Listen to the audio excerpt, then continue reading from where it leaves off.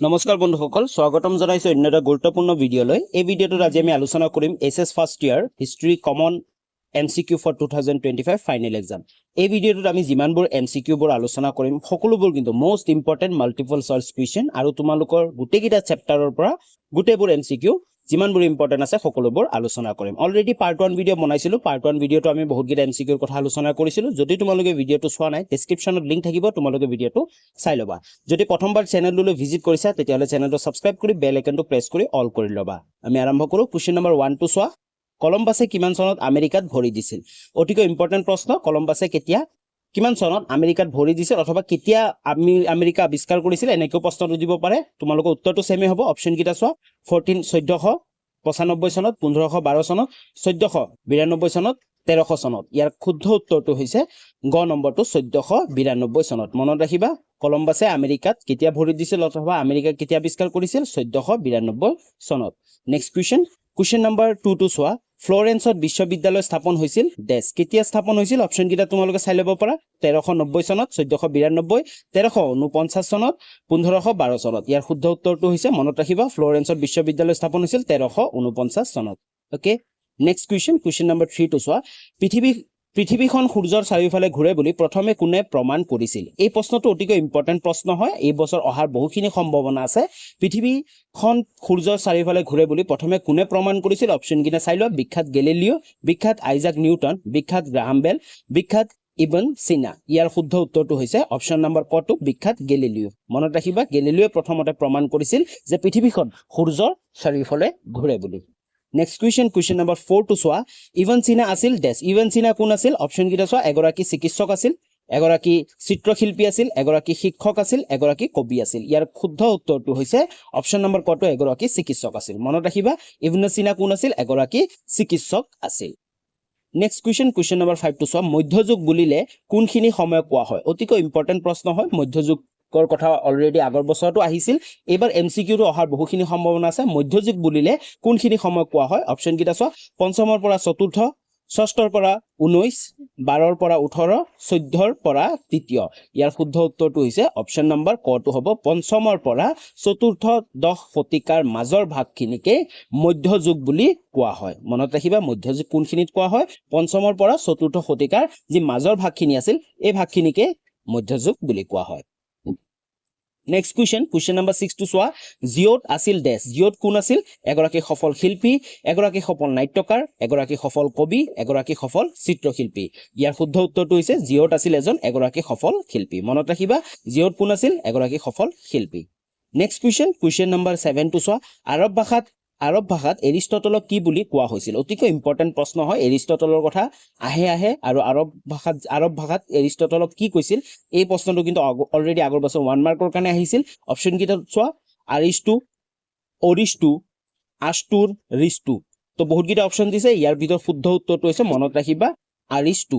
হয় আৰবী ভাষাত অথবা আৰব ভাষাত এৰিষ্টটলক আৰিষ্টু বুলি কোৱা হৈছিল নেক্সট কুৱেশ্চন নম্বৰ 8 টো চোৱা all the dignity of man নামৰ পুথিখনৰ ৰচক আছিল ডেছ all the dignity of man মনত ৰাখিবা এই কিতাপখনৰ কথা কিন্তু এই পুথিখনৰ কথা প্ৰত্যেক বছৰে অহা দেখা যায় তো all the dignity of man নামৰ পুথিখনৰ ৰচক কোন অপচন কিটা তোমালোকে চাই ল'ব পাৰা ইয়াৰ শুদ্ধ উত্তৰটো হৈছে অপচন নম্বৰ 6 টো হ'ব গিয়ভানি পিকুড আছিল এই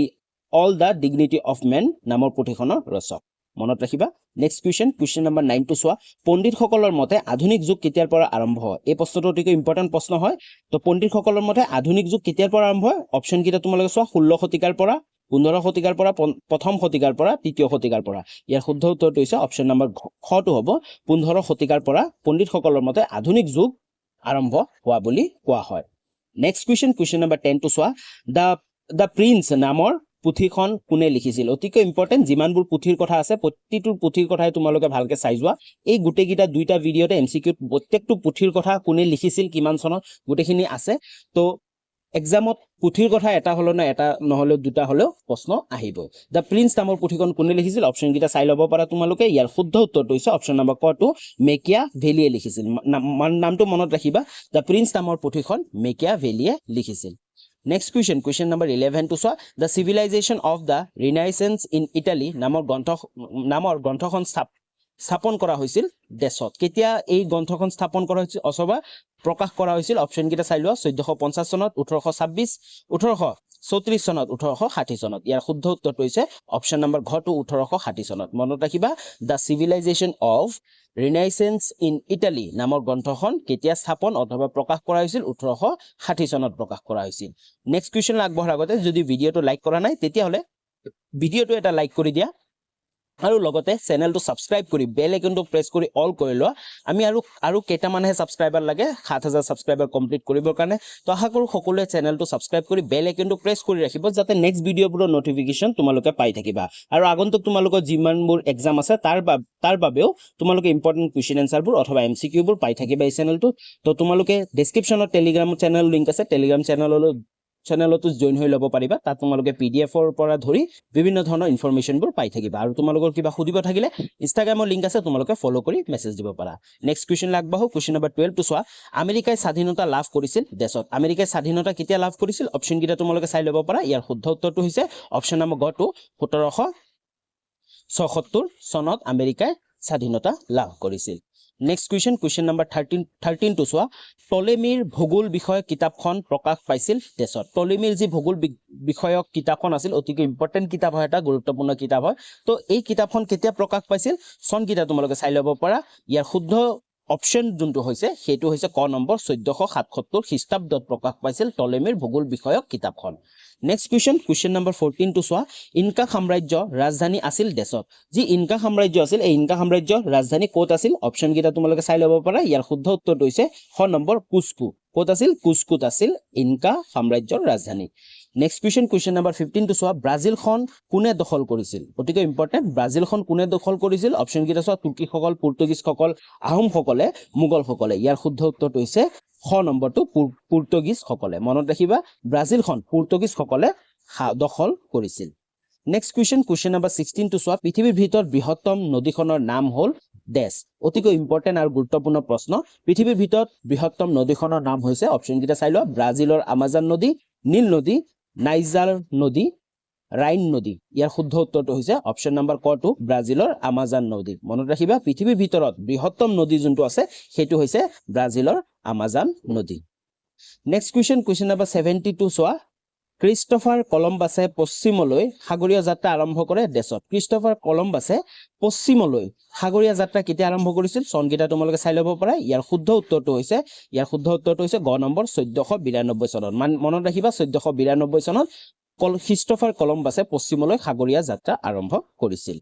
নেক্সট কোৱেশ্চন নম্বৰ 18 টু চোৱা নিৰাপদ চাকিৰ আৱিষ্কাৰ কোনে কৰিছিল এই প্ৰশ্নটো অতিকৈ ইম্পৰ্টেন্ট প্ৰশ্ন হয় নিৰাপদ চাকিৰ আৱিষ্কাৰ কোনে কৰিছিল তোমালোকে অপচন কেইটা চাই ল'ব পাৰা ইয়াৰ শুদ্ধ উত্তৰটো হৈছে হামফ্ৰি ডেভি কোনে কৰিছিল হামফ্ৰি ডেভিয়ে কৰিছিল নিৰাপদ চাকিৰ আৱিষ্কাৰ নেক্সট কোৱেশ্চন নম্বৰ 19 টু চোৱা উৰণীয়া মাকুৰ তাঁতশাল কোনে নিৰ্মাণ কৰিছিল এই প্ৰশ্নটো অতিকৈ ইম্পৰ্টেন্ট প্ৰশ্ন হয় ইয়াৰ শুদ্ধ উত্তৰটো তোমালোকে অপচন কেইটা চাই ল'ব পাৰা যোনটো কাৰেক্ট এনসাৰ হৈছে কাৰেক্ট অপচন হৈছে গ নম্বৰ জন কে কি কৰিছিল উৰণীয়া মাকুৰ তাঁতশাল নিৰ্মাণ কৰিছিল নেক্সট কোৱেশ্চন নম্বৰ 20 টু চোৱা স্পিনিং জেনি কিমান চনত আৱিষ্কাৰ হৈছিল যি স্পিনিং জেনি আছে কিমান চনত আৱিষ্কাৰ হৈছিল চন কেইটা চাই ল'ব পাৰা ইয়াৰ শুদ্ধ উত্তৰটো হৈছে গ নম্বৰ 1764 চনত মনত ৰাখিবা নেক্সট কোৱেশ্চন নম্বৰ 21 টু চোৱা যন্ত্ৰচালিত তাঁতশাল কিমান খ্ৰীষ্টাব্দত আৱিষ্কাৰ হৈছিল অতিকৈ ইম্পৰ্টেন্ট প্ৰশ্ন হয় এই প্ৰশ্নটো যন্ত্ৰচালিত তাঁতশাল কিমান খ্ৰীষ্টাব্দত আৱিষ্কাৰ হৈছিল তোমালোকে খ্ৰীষ্টাব্দখিনি চাই ল'ব পাৰা চনখিনি চাই ল'ব পাৰা ইয়াৰ শুদ্ধ উত্তৰটো হৈছে 1875 খ্ৰীষ্টাব্দ মনত ৰাখিবা 1875 খ্ৰীষ্টাব্দত যন্ত্ৰচালিত তাঁতশালৰ নিৰ্মাণ হৈছিল অথবা আৱিষ্কাৰ হৈছিল নেক্সট কোৱেশ্চন নম্বৰ 22 টু চোৱা মিউল নামৰ যন্ত্ৰটো কোনে আৱিষ্কাৰ কৰিছিল অপচন কেইটা চাই ল'ব পাৰা ইয়াৰ শুদ্ধ যোনটো অপচন হৈছে সেইটো হৈছে ক নম্বৰটো সামুৱেল ক্ৰাম্পটাউনে আৱিষ্কাৰ কৰিছিল মিউল নামৰ যন্ত্ৰটো okay next question number 23 two চোৱা বাষ্পীয় কল আৱিষ্কাৰ কৰিছিল দেশে অতিকৈ ইম্পৰ্টেন্ট বাষ্পীয় কল কোনে আৱিষ্কাৰ কৰিছিল অপচন কেইটা চাই লোৱা ইয়াৰ শুদ্ধ উত্তৰটো হৈছে জেমছ ওৱাটে মনত ৰাখিবা জেমছ ওৱাটে বাষ্পীয় কল আৱিষ্কাৰ কৰিছিল নেক্সট কোৱেশ্চন নম্বৰ 24 টু চোৱা বেলজিয়াম আৰু জাৰ্মানীত শিল্প বিপ্লৱ সংঘটিত হৈছিল দেশত অতিকৈ ইম্পৰ্টেণ্ট প্ৰশ্ন হয় বেলজিয়াম আৰু জাৰ্মানীত শিল্প বিপ্লৱ কেতিয়া সংঘটিত হৈছিল এই প্ৰশ্নটো কিন্তু আগৰ বছৰত 1 নম্বৰীয়াৰ কাৰণে আহিছিল কিন্তু এই বছৰ এমসিকিউটো আহি যাব পাৰে বেলজিয়াম আৰু জাৰ্মানীত শিল্প বিপ্লৱ সংঘটিত হৈছিল অপচন কেইটা তোমালোকে চাই ল'ব পাৰা ইয়াৰ যোনটো শুদ্ধ উত্তৰটো হৈছে সেইটো হৈছে ক নম্বৰটো 1830 খ্ৰীষ্টাব্দত বেলজিয়াম আৰু 1850 খ্ৰীষ্টাব্দত জাৰ্মানী নেক্সট কুৱেশ্যন নম্বৰ 25 টো চোৱা বাণিজ্য পথ হিচাপে সুয়েজ খাল মুকলি কৰা হয় দেশত বাণিজ্য পথ হিচাপে সুয়েজ খালটো কেতিয়া মুকলি কৰা হৈছিল অতিকৈ ইম্পৰ্টেণ্ট আৰু দৰকাৰী প্ৰশ্ন হয় তোমালোকে অপচন কেইটা চাই ল'ব পাৰা ইয়াৰ শুদ্ধ উত্তৰ যোনটো আছে সেইটো হৈছে 1869 খ্ৰীষ্টাব্দত মনত ৰাখিবা 1869 খ্ৰীষ্টাব্দত যি সুয়েজ খাল আছিল সুয়েজ খালটো বাণিজ্য পথ হিচাপে মুকলি কৰা হৈছিল নেক্সট কুৱেশ্যন নম্বৰ 26 টো চোৱা টেলিফোন আৱিষ্কাৰ কৰিছিল দেশে অতিকৈ ইম্পৰ্টেণ্ট প্ৰশ্ন হয় টেলিফোন আৱিষ্কাৰ কৰিছিল দেশে তো এই প্ৰশ্নটোৰ উত্তৰ মই তোমালোকক কৈ নিদো তোমালোকে কমেন্টত 26 লিখি কেনে ইয়াৰ কাৰেক্ট এনসাৰ যোনটো হয় অপচন কেইটা চাই লোৱা গেলিলিও আইজাক নিউটন গ্ৰাহাম বেল জৰ্জ ষ্টিফেন তো কোনে কৰিছিল টেলিফোন আৱিষ্কাৰ তোমালোকে কমেন্ট কৰি জনোৱা নেক্সট কুৱেশ্যন নম্বৰ 27 টো চোৱা শিল্প বিপ্লৱ আৰম্ভ হৈছিল দেশত শিল্প বিপ্লৱ ক'ত আৰম্ভ হৈছিল অপচন কেইটা চোৱা যুক্তৰাষ্ট্ৰ ইংলেণ্ড ইউৰোপ অষ্ট্ৰেলিয়া ইয়াৰ যোনটো শুদ্ধ উত্তৰ সেইটো হৈছে ইংলেণ্ডত মনত ৰাখিবা শিল্প বিপ্লৱ ক'ত আৰম্ভ হৈছিল ইংলেণ্ডত আৰম্ভ হৈছিল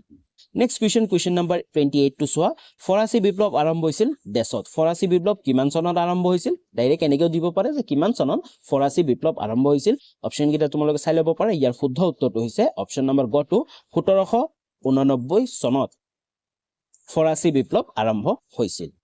নেক্সট কুৱেশ্যন নম্বৰ 29 টো চোৱা ইংলেণ্ডত বেংক অফ ইংলেণ্ড প্ৰতিষ্ঠা কৰা হৈছিল দেশত বেংক অফ ইংলেণ্ড কেতিয়া প্ৰতিষ্ঠা কৰা হৈছিল চনবিলাক তোমালোকে চাই ল'ব পাৰা ইয়াৰ যোনটো কাৰেক্ট এনসাৰ হৈছে সেইটো হৈছে গ নম্বৰ 1694 খ্ৰীষ্টাব্দত বেংক অফ ইংলেণ্ড প্ৰতিষ্ঠা কৰা হৈছিল নেক্সট কুৱেশ্যন নম্বৰ 30 টো চোৱা সংযুক্ত অষ্ট্ৰেলিয়া গঠন হৈছিল দেশত যে সংযুক্ত অষ্ট্ৰেলিয়া কেতিয়া গঠন হৈছিল ইয়াৰ কাৰেক্ট এনসাৰটো হৈছে অপচন নম্বৰ 6 টো 1901 চনত মনত ৰাখিবা 1901 চনত সংযুক্ত অষ্ট্ৰেলিয়া গঠন হৈছিল নেক্সট কুৱেশ্যন নম্বৰ 31 টো চোৱা কলম্বাছে কেতিয়া আমেৰিকা আৱিষ্কাৰ কৰিছিল অতিকৈ ইম্পৰ্টেণ্ট অলৰেডি আমি আলোচনা কৰিছিলো ইয়াৰ অপচন গিটা তোমালোকে চাই লোৱা ইয়াৰ কাৰেক্ট এনসাৰটো হৈছে 1492 চনত হয় কুৱেশ্যনটো এনেকৈ আহিব পাৰে কলম্বাছে কেতিয়া আমেৰিকা আৱিষ্কাৰ কৰিছিল 1492 চনত নেক্সট কুৱেশ্যন নম্বৰ 32 টো চোৱা 1832 চনত আমেৰিকা যুক্তৰাষ্ট্ৰৰ মুখ্য ন্যায়াধীশ আছিল দেশ যি 1832 চনত আমেৰিকা যুক্তৰাষ্ট্ৰৰ মুখ্য ন্যায়াধীশ কোন আছিল অপচন কেইটা তোমালোকে চাই ল'ব পাৰা ইয়াৰ যোনটো শুদ্ধ উত্তৰ কাৰেক্ট এনসাৰটো হৈছে সেইটো হৈছে ক নম্বৰটো জন মাৰ্শাল মনত ৰাখিবা জন মাৰ্শাল আছিল 1932 চনৰ আমেৰিকা যুক্তৰাষ্ট্ৰৰ মুখ্য ন্যায়াধীশ নেক্সট কুৱেশ্যন নম্বৰ 33 টো চোৱা অষ্ট্ৰেলিয়াৰ প্ৰথম গভৰ্ণৰ জেনেৰেল আছিল দেশ অষ্ট্ৰেলিয়াৰ প্ৰথম গভৰ্ণৰ জেনেৰেল কোন আছিল অপচন কেইটা তোমালোকে চাই ল'ব পাৰা শুদ্ধ উত্তৰ যোনটো হৈছে সেইটো হৈছে গ নম্বৰ আৰ্ল অফ হাম্পটন কোন আছিল আৰ্ল অফ হাম্পটন আছিল অষ্ট্ৰেলিয়াৰ প্ৰথম governor general next question number 34 টো চোৱা কলম্বাছৰ আমেৰিকা আৱিষ্কাৰ হৈছিল অলৰেডি এই প্ৰশ্নটো আলোচনা কৰিলো আমি অলৰেডি ৰিপিট হৈ গৈছে তো এই প্ৰশ্নটো আৰু চাই থাকিব নালাগে তো নেক্সট কুৱেশ্যন নম্বৰ 35 টো চোৱা নতুন পৃথিৱী আমেৰিকাৰ নামেৰে নামাকৰণ হৈছিল দেশত যি নতুন পৃথিৱী বুলি কোৱা হৈছিল নিউ ৱৰ্ল্ড বুলি কোৱা হৈছিল নতুন পৃথিৱীক আমেৰিকা নামেৰে নামাকৰণ কৰা হৈছিল কেতিয়া অপচন কেইটা তোমালোকে চাই লোৱা ইয়াৰ শুদ্ধ উত্তৰটো হৈছে অপচন নম্বৰ ক টো 1507 চনত মনত ৰাখিবা 1507 চনত নতুন পৃথিৱীক অথবা আমেৰিকা নামেৰে নামাকৰণ কৰা হৈছিল নেক্সট কুৱেশ্যন নম্বৰ 36 টো চোৱা আমেৰিকাৰ সংবিধান বলবৎ কৰা হৈছিল দেশত আমেৰিকাৰ সংবিধান কেতিয়া বলবৎ কৰা হৈছিল অপচন কেইটা চাই ল'ব পাৰা ইয়াৰ শুদ্ধ উত্তৰটো হৈছে অপচন নম্বৰ গ টো 1789 চনত বলবৎ কৰা হৈছিল নেক্সট কুৱেশ্যন নম্বৰ 37 টো চোৱা মুগা শব্দৰ অৰ্থ হ'ল দেশ মুগা শব্দৰ অৰ্থ কি অপচন কেইটা চাই লোৱা পুৰুষ ছোৱালী মহিলা শিশু ইয়াৰ শুদ্ধ উত্তৰটো হৈছে মুগা শব্দৰ অৰ্থ হৈছে মহিলা নেক্সট কুৱেশ্যন 38 নম্বৰ কুৱেশ্যনটো চোৱা কোন চনত ৰুছ জাপান যুদ্ধ সংঘটিত হৈছিল কোন চনত ৰুছ জাপান যুদ্ধ সংঘটিত হৈছিল চনবিলাক তোমালোকে চাই ল'ব পাৰা অপচন কেইটা ইয়াৰ যোনটো শুদ্ধ অপচনটো হৈছে কাৰেক্ট এনসাৰটো হৈছে ক নম্বৰ 1905 খ্ৰীষ্টাব্দত মনত ৰাখিবা 1905 খ্ৰীষ্টাব্দত ৰুছ আৰু জাপানৰ যুদ্ধ সংঘটিত হৈছিল নেক্সট কুৱেশ্যন নম্বৰ 39 টো চোৱা প্ৰাচীন চীনৰ শ্ৰেষ্ঠতম ঐতিহাসিকজন কোন আছিল প্ৰাচীন চীনৰ শ্ৰেষ্ঠতম ঐতিহাসিকজন কোন আছিল তোমালোকে অপচন কেইটা চাই ল'ব পাৰা ইয়াৰ শুদ্ধ উত্তৰটো হৈছে অপচন নম্বৰ ক চিয়া কিয়ান মনত ৰাখিবা চিয়া কিয়ান আছিল প্ৰাচীন প্ৰাচীন চীনৰ শ্ৰেষ্ঠতম ঐতিহাসিক নেক্সট কুৱেশ্যন নম্বৰ 42 চোৱা কোনসকল লোক চীনৰ প্ৰধান নিগোষ্ঠীয় ভিতৰুৱা অতিকৈ ইম্পৰ্টেণ্ট প্ৰশ্ন হয় অপশ্যন কেইটা চোৱা মোগল হানসকল তুৰ্কীসকল তিৰুতাসকল ইয়াৰ শুদ্ধ উত্তৰটো হৈছে অপশ্যন নম্বৰ 6 হানসকল হৈছে চীনৰ প্ৰধান নিগোষ্ঠীৰ ভিতৰুৱা নেক্সট কুৱেশ্যন নম্বৰ 41 টো চোৱা প্ৰথম আফিং বা আপিয়াম যুদ্ধ সংঘটিত হৈছিল দেশত প্ৰথম আফিং বা আপিয়াম যুদ্ধ কেতিয়া সংঘটিত হৈছিল চনকেইটা তোমালোকে চাই ল'ব পাৰা ইয়াৰ শুদ্ধ উত্তৰটো হৈছে অপশ্যন নম্বৰ ক টো 1839 চনৰ পৰা 42 চনত আফিয়াং অথবা আপিয়াম যুদ্ধ সংঘটিত হৈছিল নেক্সট কুৱেশ্যন নম্বৰ 42 টো চোৱা নানকিং সন্ধি সংঘটিত হৈছিল দেশত যি নানকিং সন্ধি আছিল কেতিয়া সংঘটিত হৈছিল অপশ্যন কেইটা চাই ল'ব পাৰা ইয়াৰ শুদ্ধ উত্তৰটো হৈছে ক নম্বৰটো 1842 চনত মনত ৰাখিবা 1842 চনত নানকিং সন্ধি সংঘটিত হৈছিল নেক্সট কুৱেশ্যন নম্বৰ 43 টো চোৱা জাপানত আধুনিক বেংক প্ৰতিষ্ঠা কৰা হৈছিল দেশত জাপানত কেতিয়া আধুনিক বেংক প্ৰতিষ্ঠা কৰা হৈছিল চনকেইটা চোৱা ইয়াৰ শুদ্ধ উত্তৰটো হৈছে অপশ্যন নম্বৰ 6 টো 1872 চনত জাপানত আধুনিক বেংক প্ৰতিষ্ঠা কৰা হৈছিল নেক্সট কুৱেশ্যন নম্বৰ 44 টো চোৱা চীন গণৰাজ্য প্ৰতিষ্ঠা হৈছিল দেশত চীন গণৰাজ্য কেতিয়া প্ৰতিষ্ঠা হৈছিল চনকেইটা চোৱা ইয়াৰ শুদ্ধ উত্তৰটো হৈছে 1949 চনত মনত ৰাখিবা 1949 চনত চীন গণৰাজ্য প্ৰতিষ্ঠা হৈছিল নেক্সট কুৱেশ্যন নম্বৰ 45 টো চোৱা টকিঅ' অলিম্পিক খেল অনুষ্ঠিত হৈছিল দেশত টকিঅ' অলিম্পিক খেল কেতিয়া অনুষ্ঠিত হৈছিল চনকেইটা তোমালোকে চাই লোৱা ইয়াৰ যোনটো কাৰেক্ট এনসাৰ হৈছে সেইটো হৈছে 1964 চনত ওকে তোমালোকে কনফিউজ নহবা যে টকিঅ'টো ৰিসেন্টলি 2020 তো অলিম্পিক হৈ গৈছে কিন্তু প্ৰথম অলিম্পিকটো তোমালোকৰ প্ৰশ্নটো এনেকে দিব লাগিছিল যে টকিঅ'ত প্ৰথম অলিম্পিক খেল কেতিয়া অনুষ্ঠিত হৈছিল তাৰ এনসাৰটো হ'ব 1964 চনত ওকে তোমালোকে কনফিউজ নহবা টকিঅ'ৰ প্ৰথম অলিম্পিকৰ কথা কোৱা হৈছে ওকে তো আজিলৈ ইমানখিনি আছিল আশা কৰো তোমালোকে ভিডিওটো সম্পূৰ্ণ চালা ইয়াৰ আগতে কিন্তু পাৰ্ট 1 ভিডিও বনাইছিলো পাৰ্ট 1 ভিডিওটো যদি চোৱা নাই তোমালোকে দুইটা ভিডিও চাই লবা তোমালোকৰ যি 50 নম্বৰৰ এমসিকিউ আহিব এই দুটা ভিডিও চালে তোমালোকৰ বহুখিনি কমন পৰিব তো বহু ধন্যবাদ পুনৰ লগ পাম নতুন এটা ভিডিও লৈ তেতিয়ালৈ বাই বাই